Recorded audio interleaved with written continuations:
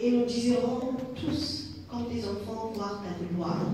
Seigneur, que toute chose qui est dans notre vie, dans notre entendement même de la parole, dans notre esprit, dans notre quotidien, qui empêche la manifestation de la gloire du Seigneur, que ça soit ôté au nom de Jésus. Seigneur, toi que tu œuvres à travers la parole, toi que tu es parole, toi que tu es la manifestation de la parole, œuvre à travers cette parole, Seigneur, ce matin. Et que, Seigneur, toute chose qui empêche ta gloire dans notre vie soit ôtée au nom de Jésus-Christ. C'est notre Seigneur et notre Sauveur. S'il te plaît, nous sommes à tes pieds ce matin. Apprends-nous, change-nous, transforme-nous. Seigneur, s'il le faut, reprime-nous, parle-nous d'une manière ou d'autre, mais que nos vies soient changées. Au nom de Jésus-Christ, je parle. Je prie, Amen. Amen. Vous pouvez vous asseoir. Vous voyez que j'ai hésité un peu de venir à l'étude publique parce que ce n'était pas d'accord avec mon mari que je viens dans l'étude publique. C'est parce que ce que j'ai pour vous, c'est un sondage. C'est plus qu'étude publique. Ça, je me suis préparée pour la continuation, pour ce qu'on appelle en anglais le feedback. Je ne sais pas, moi, comme enseignante, je ne peux pas travailler sans le feedback. Ça veut dire si tu enseignes, et puis tu ne connais pas à quel niveau les gens sont, ou bien le feedback, l'un des feedbacks qui est très connu, c'est les examens, ou bien les tests. S'il n'y a pas de test, s'il n'y a pas d'examen devant le Seigneur, si on n'est pas testé de ce qu'on a appris, c'est comme si on est en train de faire la même chose et refaire la même chose. Enseigner, c'est bon, parce que la Bible a dit même que, j'ai dit la semaine dernière, si tu manques sagesse, demande au Seigneur. Le Seigneur, c'est lequel qui donne sagesse. Non seulement selon les choses spirituelles, mais physiques et autres. Ce petit livre, ou bien ce grand livre, je ne sais pas comment de pages tu le vois, et qu'est-ce que tu vois dedans, ce n'est rien qu'un livre de sagesse. Oui, ce sont les paroles de la vie éternelle, mais la vie sur terre aussi. C'est le livre, c'est le secret de sagesse. C'est pour ça qu'il a dit qu'il révèle ses secrets à ses bien-aimés. Et c'est pour ça aussi que lorsqu'on a demandé à notre Seigneur Jésus, mais pourquoi tu parles aux paraboles? Il a dit parce que les secrets du royaume ne sont pas donnés à tout le monde. En fait, ces secrets du royaume, ce sont les signes de sagesse. Chaque fois qu'il a voulu parler des finances des autres, il a parlé en paraboles. Il a dit, il était une fois un serviteur et il donne parabole. Il donne parabole de fermier, parabole de terre à terre, apparemment accessible, mais c'est seulement pour les sages. Amen.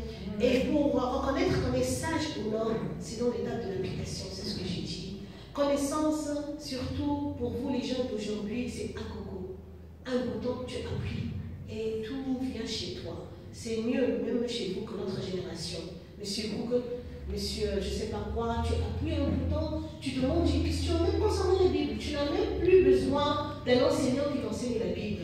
Mais monsieur Google n'a pas de Saint-Esprit. Mais le Saint-Esprit s'est donné que par Dieu. Mais demande quand il est Jésus. Qu'est-ce qu'il a dit Jésus concernant je ne sais pas quoi? Quel était le premier miracle de Jésus? Quel était? Reste chez toi, prends ton téléphone et tu as toutes les informations. Mais pas la sagesse. La sagesse, c'est donné par le Saint-Esprit. Amen. Comment tu appliques ce que notre Seigneur a dit? Et dans quelle dimension est applicable? Et comment tu peux être la version la meilleure de toi-même dans ta vie, étant un jeune, étant demain un parent, étant après-demain quelqu'un qui a une histoire derrière lui dont il est fier et dont tout le monde est fier, c'est seulement dans ce livre. Amen. Amen. C'est pour cela que j'ai dit que l'enseignement est bon et je sais qu'on est dans une bonne étape d'enseignement dans l'étude biblique, mais je suis encore dans mon message de la semaine dernière qui est en Matthieu 5. Tu peux le reprendre avec. Tu reprends mon texte pour que nous soyons tous dans le bain. J'ai dit la semaine dernière que je vais continuer mon message. C'est peut-être seulement mon mari qui n'a pas entendu ça. Donc, je me suis préparée que pour ma continuation. Oh oui, Matthieu 5. Matthieu 5. Il est écrit. Voyant la foule, Jésus monta sur la montagne et, après qu'il se fut assis, ses disciples s'approchèrent de lui. Puis, ayant ouvert la bouche, il les enseigna et dit: Heureux les pauvres en esprit, car le royaume des cieux est à eux. Heureux les affligés, car ils seront consolés. Heureux les débonnaires, car ils hériteront la terre. Heureux ceux qui ont faim et soif de la justice, car ils seront rassasiés. Heureux les miséricordieux, car ils obtiendront miséricorde. Heureux ceux qui ont le cœur pur, car ils verront Dieu. Heureux ceux qui procurent la paix, car ils seront appelés fils de Dieu. Heureux ceux qui sont persécutés pour la justice, car le royaume des cieux est à eux. Heureux serez-vous lorsqu'on vous outragera, qu'on vous persécutera et qu'on dira faussement de vous toutes sortes de mal à cause de moi. Réjouissez-vous et soyez dans l'allégresse, parce que votre récompense sera grande dans les cieux, car c'est ainsi qu'on a persécuté les prophètes qui ont été avant vous. Vous êtes le sel de la terre, mais si le sel perd sa saveur, avec quoi la montrons-nous? Il ne sert plus qu'à être jeté au dehors et foulé aux pieds par les hommes. Vous êtes la lumière du monde. Une ville située sur une montagne ne peut être cachée. Et on n'allume pas une lampe pour la mettre sous le boisseau, mais on la met sur le chandelier et elle éclaire tous ceux qui sont dans la maison. Que votre lumière luise ainsi devant... Verset 16, c'est mon verset clé de la semaine dernière. Que votre lumière luise ainsi devant les hommes, afin qu'ils voient vos bonnes œuvres et qu'ils glorifient votre Père qui est dans les cieux. Amen. Attends, tu vas continuer, je vais répéter ce verset dans ma version. De même que votre lumière brille devant les hommes, pour qu'ils voient vos belles œuvres et rendent gloire à votre Père qui est dans les cieux. 17. Ne croyez pas que je sois venu pour abolir la loi ou les prophètes. Je suis venu non pour abolir, mais pour accomplir. Amen. Que Dieu bénisse la lecture de la parole. Amen. Amen. Vous pouvez vous asseoir. Je pense que j'ai bien expliqué par la grâce de Dieu la semaine dernière que toutes ces béatitudes qui sont devenues presque clichés dans les enseignements de l'Église, que béni, béni, que la bénédiction qu'on cherche, ce n'est pas la bénédiction peut-être que tu penses ou peut-être que tu pensais. Ce n'est pas vraiment lorsque tu fais ça, c'est une recette, ajoute ici, ajoute cela, et tu seras béni, ça veut dire ta vie sera en ordre. Si tu crois apprendre, et en prenant cette croix, le désir et l'objectif maximal, l'objectif, le dernier objectif de ta vie, c'est de glorifier notre Père qui est dans les cieux. Par fini, j'ai dit que j'ai pris le verset 16 comme mon verset clé, que ta lumière brille. Ça veut dire ton objectif, lorsque tu es en train de tracer les objectifs de ta vie, comme un jeune, entre autres, ou bien j'aimerais même pas dire entre autres, premièrement, le premier objectif, c'est en toute chose, tu dois glorifier ton Père qui est dans les cieux. Dans tout micro-projet. L'objectif, parce que toutes les autres choses sur la terre, ce sont des micro-projets. Réussir tes études, c'est un micro-projet. Réussir ta famille, c'est un micro-projet. Avoir une famille, c'est un projet, c'est un micro-projet. Pour ramener à la fin quoi? Pour ramener la gloire de ton Père qui est dans les cieux, qui tu as envoyé sur terre. Ça veut dire, lorsque tu mets en gros et en gras, mon objectif, en toute chose que je fais, est glorifier notre Père qui est dans les cieux. Et j'ai bien expliqué, pour cela, tu dois avoir ces béatitudes qui sont, en fait, ce sont des secrets de recettes. Premièrement, l'humilité, tu dois être humble pour que tu fasses renvoi vers le Père. Tu dois marcher sur la terre humblement pour que toute chose qu'on voit en toi, on dit gloire à Dieu, pas waouh, quelle personne, waouh, quelle personnalité, waouh, quel charisme, oh, comme il est gentil, comme elle est gentille.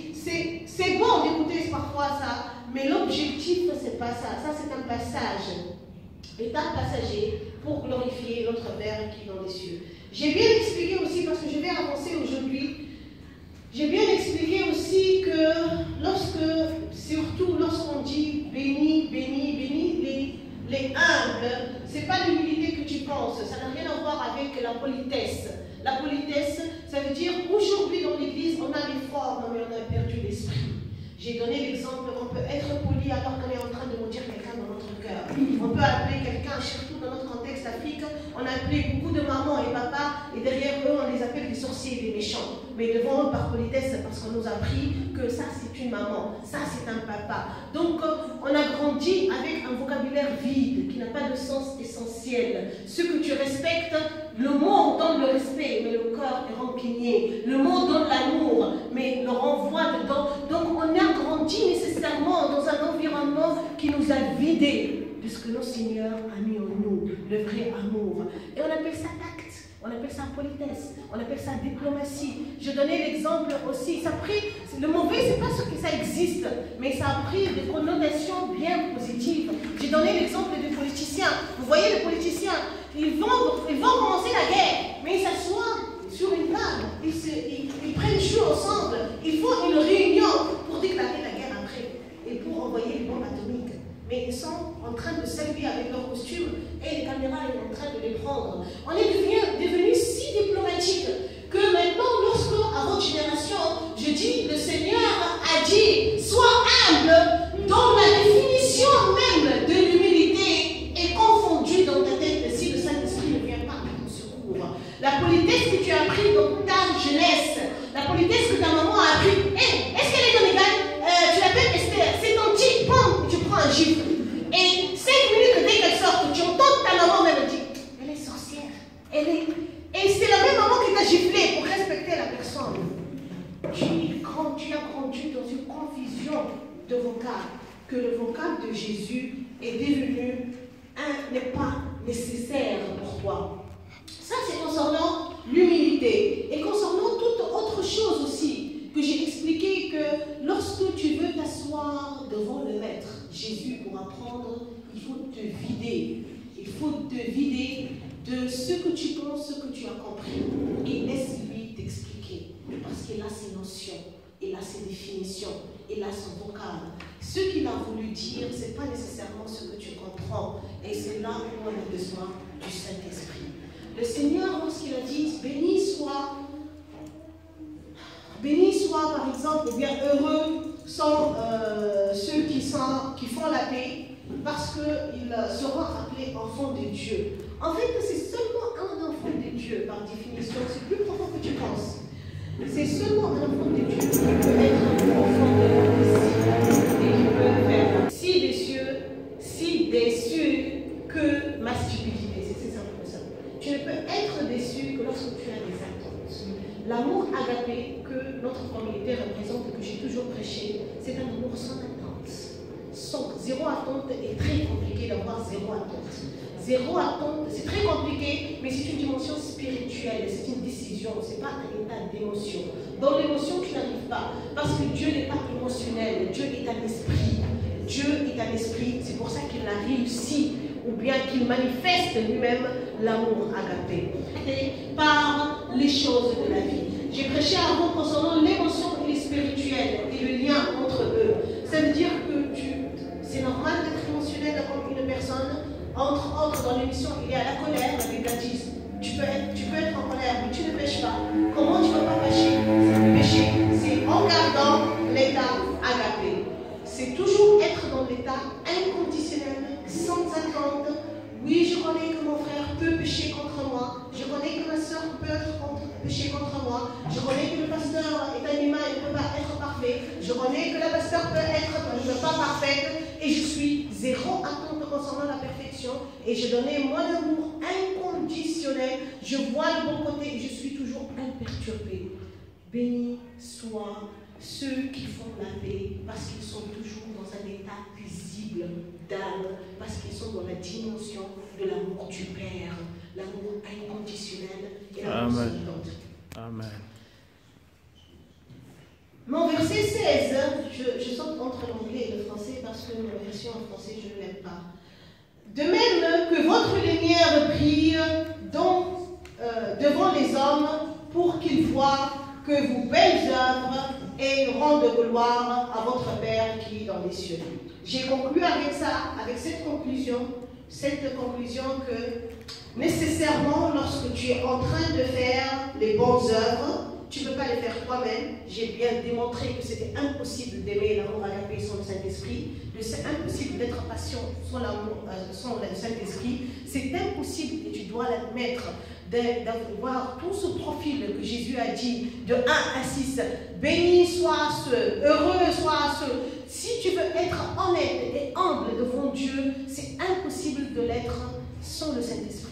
Et si tu essayes de l'être sans le Saint-Esprit, tu entres dans un règne d'hypocrisie. Tu essayes de l'être, tu es socialement bien, mais toi seul tu connais où ton cœur est. Mais avec le Saint-Esprit, ça va jaillir de dedans. Que ce soit l'amour, que ce soit la charité, que ce soit...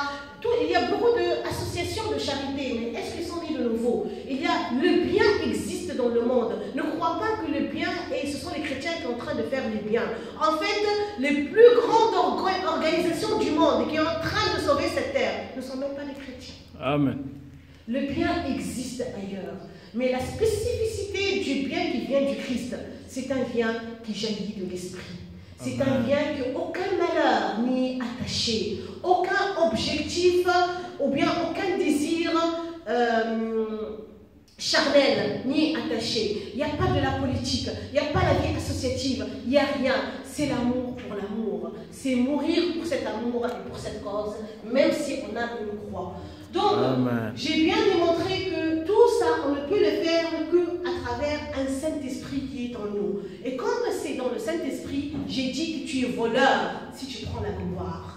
Si tu arrives tellement à être spirituel, à être enseigné et à être rempli par le Saint-Esprit, et ta gentillesse commence à jaillir, ou bien ta patience commence à jaillir, ou bien tout ce que Dieu veut mettre, la persévérance commence à jaillir, tu dois faire le renvoi vers le Père. Parce que tu vas nécessairement donner gloire au Père.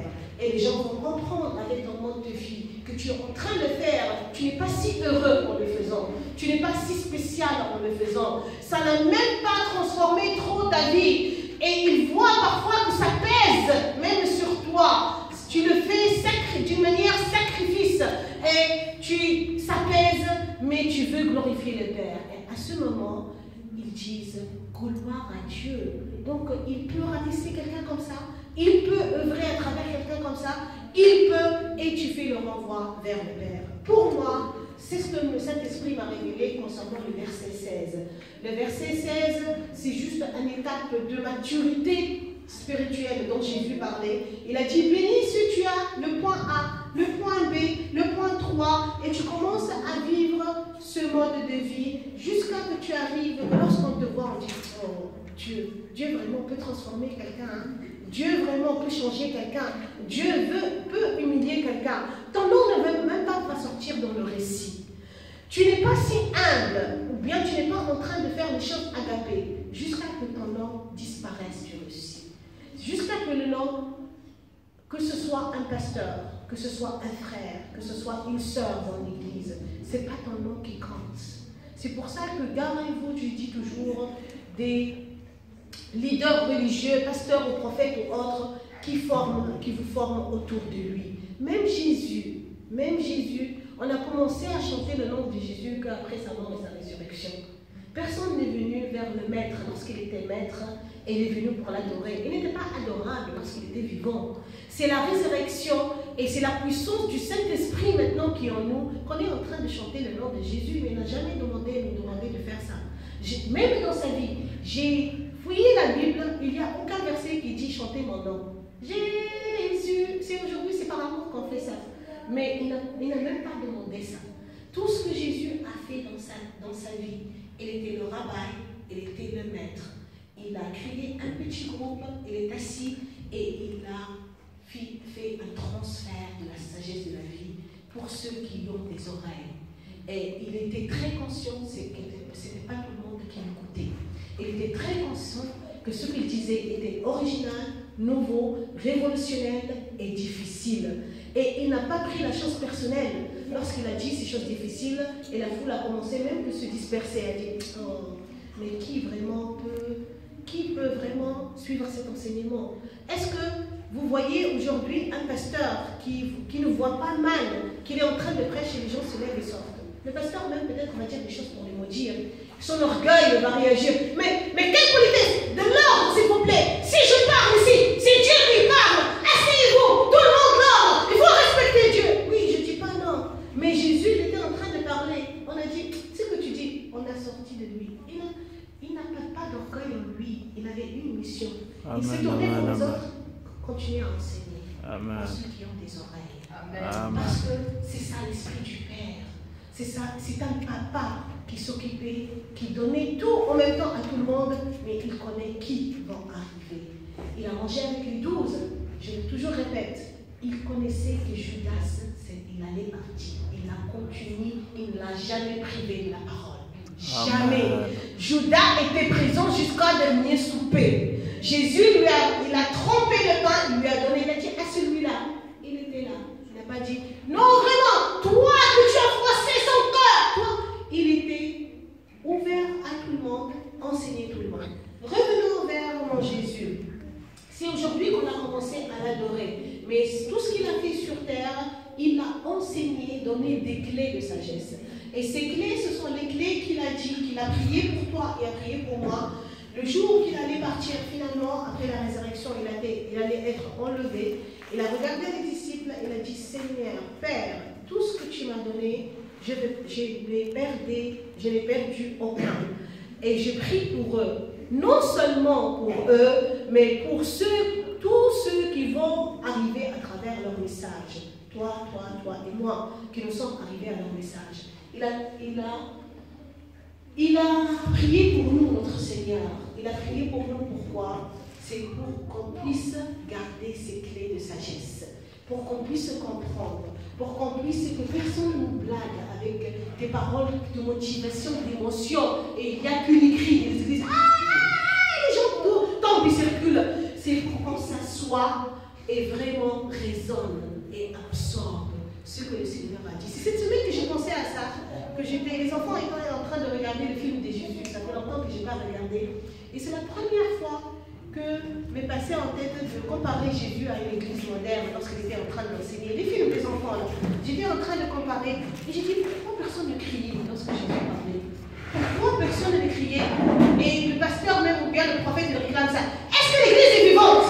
Pourquoi je n'entends pas vos voix? Jésus est en train d'enseigner et les gens étaient en train d'absorber, enfin, ceux qui étaient en train d'absorber et les autres qui n'étaient pas intéressés, même s'ils voulaient dormir, ils dormaient. Mais Jésus était pertinent dans ce qu'il disait. Amen. Amen.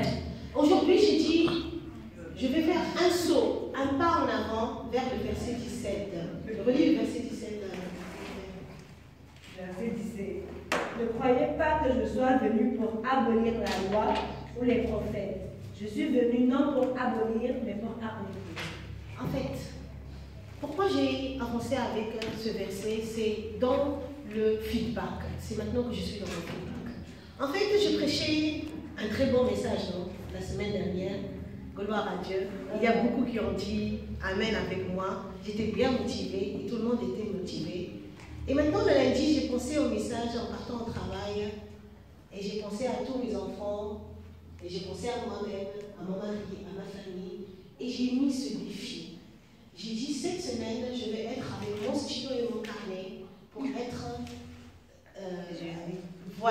être jury sur moi-même, sur mon entourage, pour voir à quel point un message que j'ai prêché à l'église peut être dans la réalité du quotidien, peut être dans la vie. C'est un exercice que je fais pour moi-même. Je vous ai conseillé, chacun veille sur sa vie. Je prêche pour vous, mais je veille sur ma vie aussi. Amen. Je prie pour vous, je motive toujours pour veiller sur vos vies. Si vous écoutez et vous partez pour continuer avec votre vie, ce que les paroles de Dieu n'ont pas d'effet. Mais il faut, parce que mon Dieu a dit que les paroles de Dieu ont effet dans notre vie. Amen. Amen.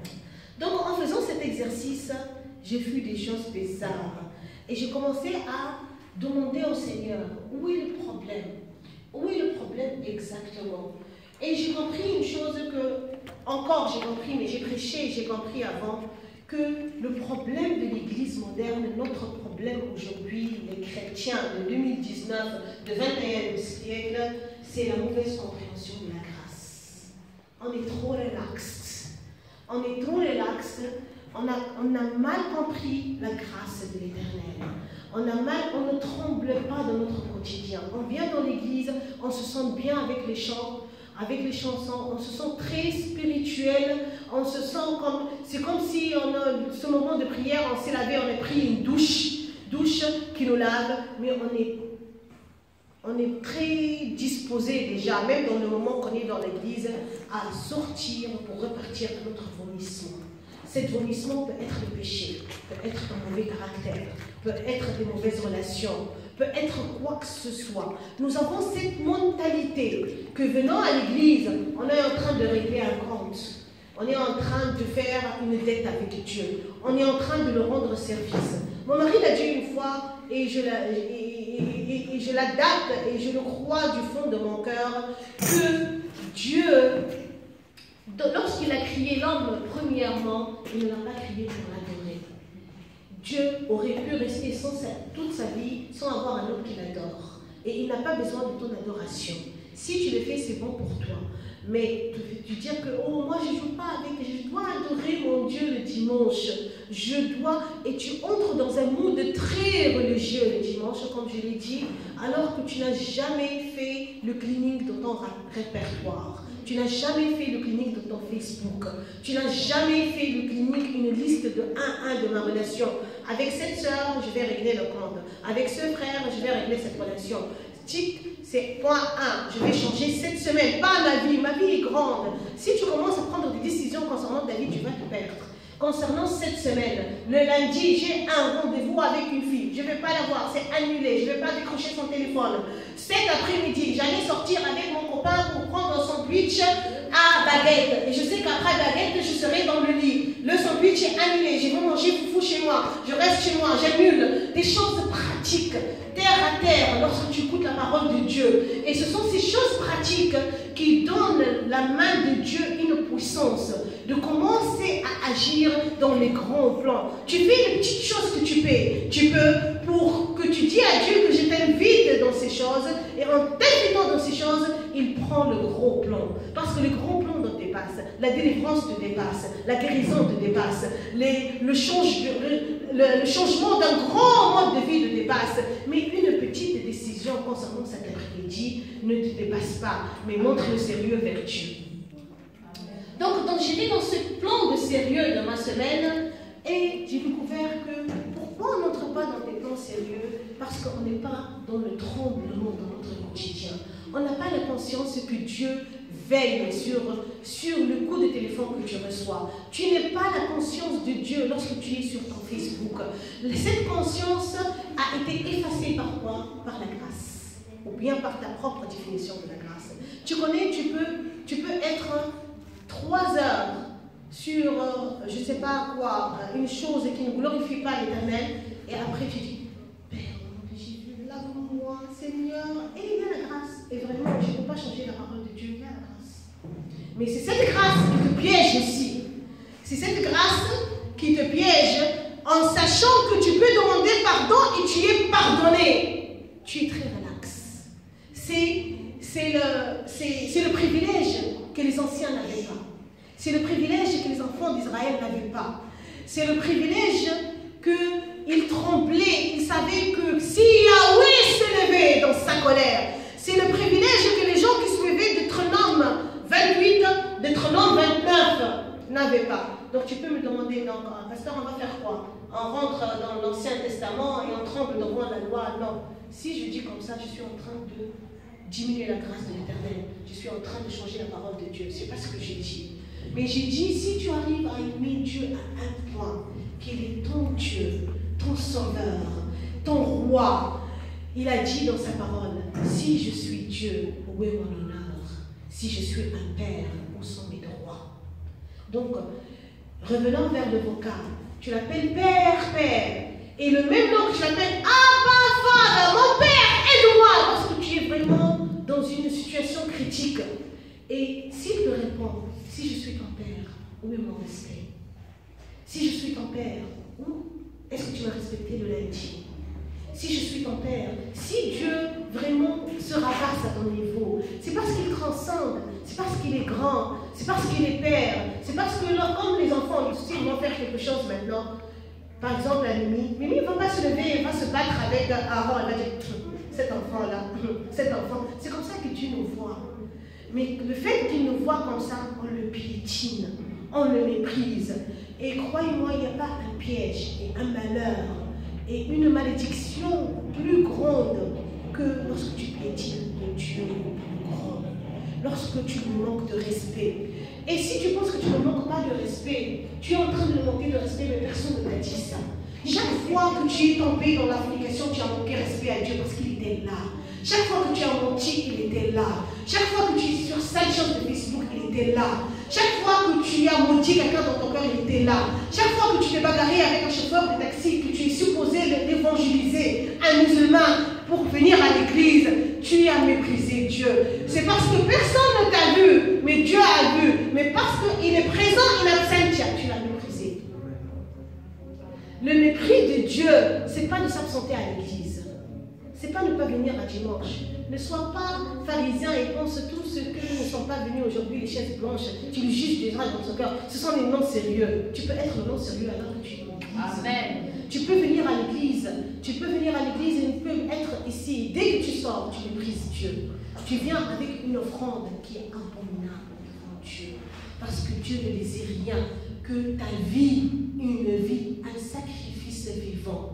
Un sacrifice vivant, ça veut dire que c'est un sacrifice qui saigne, qui est sur le feu, mais c'est vivant. Revenant vers les béatitudes, qui est patient lorsqu'il saigne, qui est persévérant lorsque c'est très difficile, qui fait la paix lorsqu'il est provoqué. Un sacrifice vivant qui est de lundi à dimanche, pas dans le temps de culte. Donc la grâce nous a fait croire que avoir une réunion avec Dieu 1 ou 2 fois par semaine, c'est bon. Et à cause de ça, on a négligé toute la semaine. En fait, on a divisé notre calendrier. Le dimanche, c'est pour Dieu. Non, le dimanche, vraiment. Non. Je sais que je ne suis pas parfait. Mais le dimanche, je ne joue pas avec mon dimanche. Mais c'est le même Dieu que tu l'approches le dimanche. C'est le même Dieu qui est le lundi. Amen. Mais c'est le même Dieu de mardi. Mais c'est le même Dieu de mercredi. Ou bien, le dimanche, tu ne viens pas pour honorer Dieu. Je m'excuse. Le dimanche, tu ne viens pas pour honorer Dieu. Pour ton bien. Parce que ce que je suis en train de dire, c'est pour ton bien. Je t'enseigne pour ton bien, pour ta vie. Tu ne viens pas, même pas pour respecter le pasteur ou pour remplir l'église. Parce que remplir ou la vérité ne m'ajoute rien. Mais tu viens parce que Dieu va m'utiliser pour te faire de bien. Amen. Et ce bien doit se manifester dans le lundi, le mardi, le mercredi. Et tu dois venir avec le feedback, avec le témoignage. Tu dois être capable de dire que jamais faire ceci, c'est ça. Mais si ce n'était pas la parole du dimanche dernier, si ce n'était pas le Seigneur qui m'a dit, c'est un grand témoignage. C'est un grand témoignage. Et ce sont les choses que j'ai notées sur mon carnet. Jamais.